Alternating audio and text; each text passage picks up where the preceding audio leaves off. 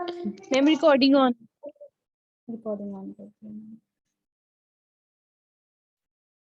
अच्छा, branch polymer के example हम देख रहे थे कि जो ब्रांचेस हैं वो किस तरह अरेंज हैं। आपकी जो मेन चेन है या आपकी जो आप मेन फ्रेगमेंट कह लो, उसके साथ जो आपकी साइड चेन है वो किस पैटर्न में अटैच है, उस बेसिस पे इसकी डिफरेंट शेप्स हो सकती हैं। ठीक है, स्टार शेप हो सकते हैं, हाइपर ब्रांच शेप हो सकते हैं।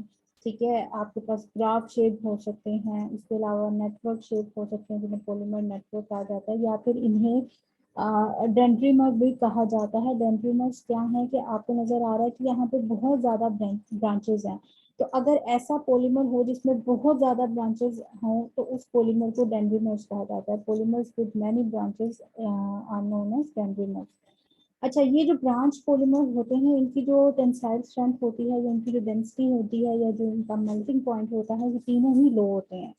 ठीक है, और इसमें आपके पास अगर डेंसिटी इनकी लो है तो इट मीन्स कि जितने भी आपके पास लो डेंसिटी, जितने भी आपके पास क्लास लो डेंसिटी पॉलीमर्स हैं वो ब्रांच पॉलीमर्स के एग्जांपल में आएंगे। जैसे लो डेंसिटी पॉलीइथीन है, ठीक है, LDPE जिसे कहा जाता है, तो इट मीन्स कि ये लो डेंसिटी है, तो लो डेंसिटी हमारे पास ब्रांच पॉलीमर के केस में आती है। तो ब्रांच पॉलीमर की एग्जांपल हमारे पास LDPE यानी लो डेंसिटी पॉलीइथीन है। ठीक है, इनकी डेंसिटी लो होती है, इनकी जो टेंसाइल स्ट्रेंथ है वो लो होती है, इनका मेल्टिंग पॉइंट लो होता है। लास्ट वन हम जो प्रीवियस जहां तक हमने डिस्कस किया था वो था cross link polymer. Cross link polymers कौन से होते हैं कि इनमें हमारे पास जो है क्रॉस लिंकिंग प्रेजेंट होती है, और ये क्रॉस लिंकिंग जो है वो रिस्पॉन्सिबल होती है स्ट्रॉन्ग फोर्स ऑफ अट्रैक्शन के लिए। ठीक है, इसके अलावा जो क्रॉस लिंक पॉलीमर्स होते हैं वो कोवलेंट बॉन्ड बना रहे होते हैं, इनमें कोवलेंट बॉन्डिंग प्रेजेंट होती है जो कि स्ट्रॉन्गर इंटरमोलेकुलर फोर्स ऑफ अट्रैक्शन है। यही रीजन है कि जितने भी थर्मोसेट्स पॉलीमर्स होते हैं उनमें क्रॉस लिंकिंग प्रेजेंट होती है, क्योंकि उनमें strong force of attraction present होती है जो कि कोवलेंट बॉन्डिंग है। और कोवलेंट बॉन्डिंग जो है वो क्रॉस लिंक पॉलीमर की वजह से आती है, क्रॉस लिंकिंग की वजह से आती है। इसकी एग्जांपल क्या है कि अगर आप नेचुरल रबर जो है उस नेचुरल रबर आपके पास बहुत सॉफ्ट होती है, लेकिन अगर उसको वल्कनाइजेशन प्रोसेस के थ्रू गुजारा जाए जिसमें क्या किया जाता है कि आप अपनी नेचुरल रबर को हीट करते हो सल्फर मॉलिक्यूल के साथ, तो जो आपकी नेचुरल रबर पॉलीमर चेन होती है वो सल्फर के साथ जो है वो कोवलेंट बॉन्डिंग बना लेती है। और जो आपको यहाँ पे डाइसल्फाइड ब्रिजेस या डाइसल्फाइड बॉन्ड्स नजर आ रहे हैं, ये रिस्पॉन्सिबल है यहाँ पे किसके लिए, क्रॉस लिंकिंग के लिए। अब ये बेसिकली क्या करते हैं, ये जो है उस रबर को की ब्रिटलनेस को कम कर देते हैं। रीजन क्या है कि जब आप इस पे स्ट्रेस अप्लाई करोगे तो आपको नजर आ रहा है कि जो सल्फर सल्फर बॉन्ड्स हैं ये इसकी जो स्ट्रेच है उसको इंक्रीज कर देते हैं, क्योंकि ये अपनी थोड़ी सी अरेंजमेंट अलाइनमेंट जो है वो चेंज कर लेते हैं। ठीक है, सो वल्कनाइजेशन के प्रोसेस के थ्रू आप नेचुरल रबर की ब्रिटलनेस को कम करते हो तो वो जल्दी से ब्रेक कर जाती है। तो अगर आपने उसकी पावर को जो है उसकी ब्रिटलनेस को कम करना है, उसको डक्टिलिटी की तरफ लेके जाना है या उसकी जो ब्रिटलनेस है कम करना है, तो आपने उसको वल्कनाइजेशन प्रोसेस के थ्रू गुजारना है, जिसमें आप उसको सल्फर मॉलिक्यूल के साथ हीट करोगे जो कि क्रॉस लिंकिंग डेवलप करेगा। क्रॉस लिंक डाइसल्फाइड ब्रिजेस बनाएगा। वो क्रॉस लिंक डाइसल्फाइड ब्रिजेस जो हैं वो इंटरमोलेकुलर फोर्स ऑफ अट्रैक्शन को इंक्रीज करेंगे, जिसकी वजह से जब आप स्ट्रेस अप्लाई करोगे तो ये इतनी जल्दी ब्रिटल नहीं करेगा, क्योंकि आप यहाँ पे चेन्स के इन बिटवीन जो है वो डाइसल्फाइड ब्रिजेस आ गए जो कि स्ट्रेचेबल हैं, जो कि इलास्टिसिटी क्रिएट कर रहे हैं यहाँ पे। ठीक है, यहाँ तक समझ आ गई मैम हाँ जी। मोनोमर अगर लीनियर होगा तो उसकी डेंसिटी कम नहीं होनी चाहिए, अगर ब्रांचिंग होगी तो वो मेरा ख्याल है ज्यादा नहीं डेंस होना नहीं चाहिए। नहीं, हम आस्किंग लीनियर जो होगा वो आपके पास मोर डेंसर होगा, जो ब्रांच होगा वो लेस डेंसर होगा। अच्छा। ठीक है, लीनियर के केस में स्ट्रेट चेन स्ट्रेट मैनर में अरेंज है, इसी वजह से वो डेंसर है। ठीक है, जबकि ब्रांच में आपके पास साइड ब्रांचेस आ जाती हैं जिसकी वजह से उसकी डेंसिटी कम हो जाती है। मैम अगर हमारे माइंड में ब्रांचिंग वर्ड आए तो उसके साथ तो कॉम्प्लेक्सिटी भी तो माइंड में आती है ना, कि ये ज्यादा कॉम्प्लेक्स हो सकता है, इसकी ज्यादा डेंसिटी हो सकती है। नहीं, यहाँ पे अगर आप अपना जो है वो अल्केन के केस वाला, अल्केन में भी अगर आप हम अपने हाइड्रोकार्बन्स की तरफ चले जाते हैं तो वहां पे भी हमारे पास होता है कि ब्रांचिंग जो है वो डेंसिटी डिक्रीज करती है। ठीक है, सो पॉलीमर के केस में भी ऐसे ही है कि जिस तरह जब ब्रांचिंग आ जाती है तो डेंसिटी डिक्रीज कर जाती है। ठीक है, ठीक है और जो आपके पास मैम। ब्रांच होते हैं, ब्रांच आपके पास अगर हाइड्रोकार्बन्स की भी हम बात करें तो हम कहते हैं उनके केस में जो मेल्टिंग बॉइलिंग पॉइंट्स हैं वो लो होते हैं, जबकि जो लीनियर है उनके केस में मेल्टिंग बॉइलिंग पॉइंट्स जो होते हैं वो हाई होते हैं। डेंसिटी की वजह से। ठीक है। ठीक है, अच्छा आपके पास जो क्रॉस लिंक पॉलीमर्स हैं, क्लियर हो गया? जी मैम। अच्छा, जो क्रॉस लिंक पॉलीमर्स हैं उनकी प्रॉपर्टीज फर्दर क्या होती है? उनकी प्रॉपर्टीज फर्दर ये है कि ये हार्ड होते हैं। ठीक है, ये मोर हार्डर होते हैं एज कम्पेयर टू आपके पास जो लीनियर हैं, उनसे भी ये हार्ड होते हैं, रिजिड होते हैं, ब्रिटल होते हैं। ठीक है, लेकिन इनकी जो आप जैसे मैंने अभी कहा नेचुरल पॉलीमर जो है आपके पास नेचुरल रबर जो है उसको वल्कनाइजेशन प्रोसेस के थ्रू आप क्रॉस लिंक पॉलीमर में चेंज कर सकते हो। क्यों? क्योंकि वो ब्रिटल था और उसकी ब्रिटलनेस को कम करने के लिए आपने उसमें डाइसल्फाइड ब्रिजेस जो हैं वो इंट्रोड्यूस करवाए हैं।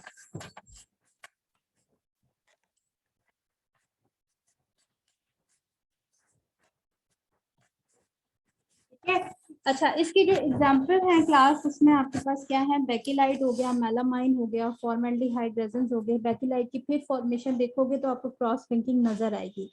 मेलामाइन अभी हमने देखा था, मेलामाइन अगर पॉलीमर की बात करें या उससे बनने वाले मेलमैक पॉलीमर को भी अगर हम देखें वहां पे भी आपको क्रॉस लिंकिंग नजर आएगी। ठीक है, इसी तरह आपके पास वल्कनाइज्ड रबर की हमने अभी एग्जांपल देखी है जिसमें डाइसल्फाइड बॉन्ड्स या डाइसल्फाइड ब्रिजेस प्रेजेंट है, तो उसमें भी क्रॉस लिंकिंग है। तो क्रॉस लिंकिंग जो है वो हार्डनेस बढ़ाती है, क्रॉस लिंकिंग रिजिडिटी बढ़ाती है, और क्रॉस लिंकिंग जो है आपके पास वो ब्रिटलनेस को कम करती है। ठीक है, तो properties of cross linking polymers में ब्रिटल इसलिए कहा है कि ये पॉलीमर्स जो होते हैं आपके पास जैसे नेचुरल रबर की एग्जांपल हम देखें तो वो इटसेल्फ ब्रिटल होता है, पर उसकी ब्रिटलनेस को कम करने के लिए हम क्रॉस लिंकिंग डेवलप करते हैं। तो मेन इसका पर्पस ये है कि ब्रिटलनेस को कम करना। ठीक है, अच्छा उसके बाद आ जाता है मोड ऑफ फॉर्मेशन के। हाँ जी, रबर इटसेल्फ ब्रिटल होती है ये आप कह रही हैं, तो उसको हम वल्कनाइजेशन करते हैं, तो वो नेचुरली उसका टाइप में आएगी, क्रॉस लिंक में आएगी या ब्रांच में आएगी? नेचुरल जो पॉलीमर है आपके पास वो लीनियर पॉलीमर जिसमें आपके पास आइसो प्रीन यूनिट्स जो हैं वो कंबाइन होते हैं, आइसो प्रोपिलीन जो है वो यूनिट्स कंबाइन होते हैं, तो ये लीनियर की एग्जांपल होती है।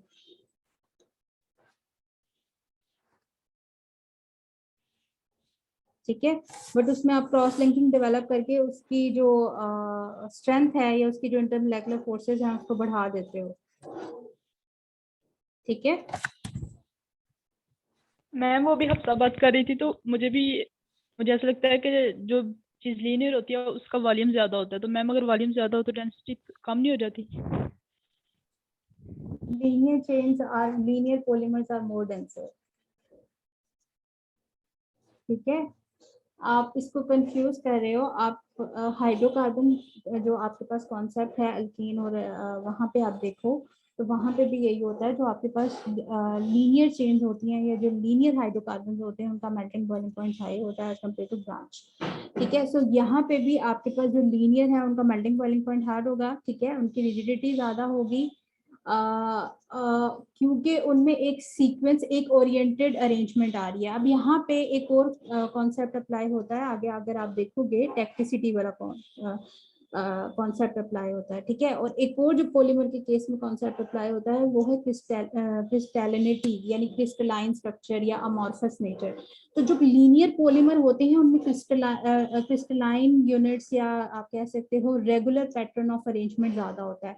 ये रेगुलर पैटर्न ऑफ अरेंजमेंट जो है वो यहाँ पे रिजिडिटी को एनहांस कर रहा होता है, डेंसिटी को एनहांस कर रहा होता है। But in case of branch polymer की अगर हम बात करें तो उनमें आपके पास जो है वो इतनी रेगुलर या ओरिएंटेड अरेंजमेंट नहीं होती जो कि लीनियर के केस में है। ठीक है, सो हम इसलिए कहते हैं कि वहां पे रेगुलर अरेंजमेंट या जो आपकी ओरिएंटेड ऑर्गेनाइजेशन है, ओरिएंटेड अरेंजमेंट है, वो क्रिस्टलाइन बिहेवियर को एनहांस कर रही होती है, जबकि आपकी जो डिसओरिएंटेड अरेंजमेंट है वो आपकी क्रिस्टलाइन बिहेवियर को जो है वो एनहांस नहीं करती बल्कि उसको कम करती है, डिक्रीज करती है। ठीक है, इसी तरह आपके जो आप आगे भी एक वर्ड देखोगे कि जो जितने भी ऐसे पॉलीमर जो कि क्रिस्टलाइन नेचर रखते हैं या क्रिस्टलैनिटी बिहेवियर को ऑप्ट करते हैं, वो सारे के सारे रिजिड होते हैं। और वो कौन से होते हैं? वो सारे मोस्टली आपके पास लीनियर होते हैं। तो linear polymer are more crystalline in nature, और लीनियर पॉलीमर इसी वजह से are more rigid in nature and more denser in nature, क्योंकि वो क्रिस्टलाइन स्ट्रक्चर रखते हैं। जबकि जो आपके जो ब्रांच पॉलीमर्स की अगर हम देखें तो branch polymers are more amorphous in nature, amorphous होते हैं, डिसोरिएंटेड होते हैं, और इसी वजह से जो आपके पास उनकी जो रिजिडिटी है या उनकी जो डेंसिटी है वो लेस होती है। अब कुछ क्लियर हुआ?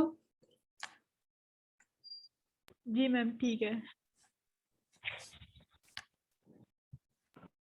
अच्छा मैम आप कह रही थी ये नेचुरल रबर जो है हम्म, सॉरी ये ब्रिटल है और इसकी हाँ। वल्कनाइजेशन की है, इसकी क्रॉस लिंकिंग हो गई है, तो ये क्रॉस लिंक की प्रॉपर्टी में तो नहीं ब्रिटल आएगा कि रिमूवल, वो ब्रिटल होते हैं? ब्रिटलनेस जो है वो रिमूव, वो साथ मैंने मेंशन कर दिया कि यहाँ इसको ठीक कर लेना। ब्रिटल जो है उसको कम करने के लिए यूज की जाती है, यानी properties of cross linking polymer में आ जाएगा कि ऐसे पॉलीमर्स को ब्रिटलनेस को कम करने के लिए यूज की जाती है, यानी इन प्रॉपर्टीज के इनकी टोटली जो रिमूव नहीं होती, वैसे कम हो जाती है कम हो जाती है, ब्रिटलनेस। ब्रिटलनेस कम हो जाती है।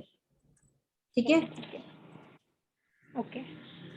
और ये डिपेंड करता है कि आप कितना वल्कनाइजेशन प्रोसेस कर रहे हो। जितना डाइसल्फाइड ब्रिजेस ज्यादा होंगे उतनी ही ब्रिटलनेस ज्यादा कम होती जाएगी।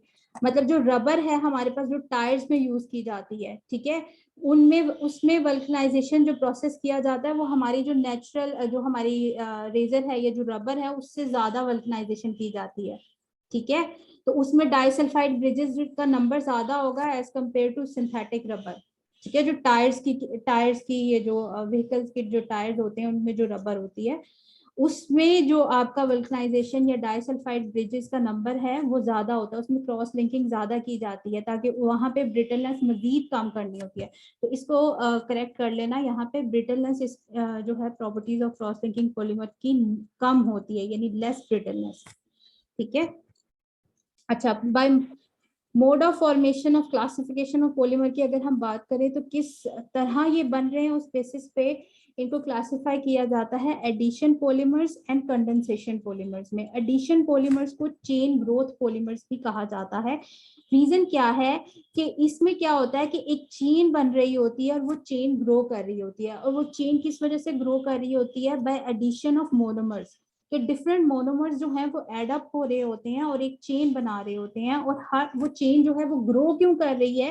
रीजन क्या है कि उस चेन का जो एंड है वो एंड एक रिएक्टिव एंड है। रीजन क्या है कि वो या तो रेडिकल फॉर्म में होता है एंड ऑफ द चेन, या वो कैटाइनिक फॉर्म में होता है, कैटाइन होता है, या वो एनाइन एंड होता है चेन का, जिसकी वजह से ये सारे की सारी स्पीशीज हमें पता है कि रिएक्टिव होती हैं। तो इसी वजह से जो चेन ग्रोथ पॉलीमर हैं वो कंटिन्यू रहते हैं अनटिल अनलेस आप इन चार्जेस को किसी ना किसी तरीके से खत्म ना कर दो, यानी टर्मिनेशन ऑफ चेन ना कर दो।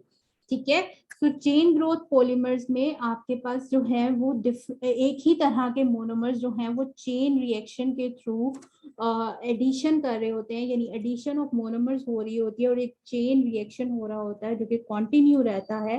रीजन क्या है कि एंड